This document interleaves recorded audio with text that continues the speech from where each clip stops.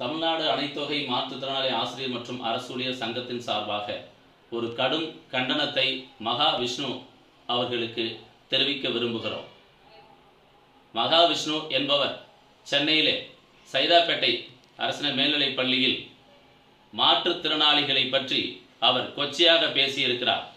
பாவம் செய்தவர்களெல்லாம் கைகால் பார்வையற்றவராக பிறந்திருக்கிறார்கள் என்ற அந்த கடுமையான வார்த்தை அடங்கிய காணொளியை அவரது யூடியூப் சேனலிலிருந்து நீக்க வேண்டும். இல்லை என்றால் அவரது நாக்கை எங்களது சங்கத்தின் சார்பாகவும் சமுதாயத்தின் சார்பாகவும் கட்டாயமாக அறுப்பது உண்மை என இதன் வாயிலாக தெரிவித்துக் கொள்கிறோம். இந்த தமிழக அரசு மாற்றுத்திறனாளி துறை அமைச்சராக நம்முடைய தமிழக முதல்வர் இருந்தும் மாற்றுத்திறனாளிகளுக்கு இது போன்ற கொடுமைகள் விளையும் பொழுது கண்டுகொள்ளாமல் இருப்பது வேதனை அளிக்கிறது என்று எம் சங்கத்தின் சார்பாக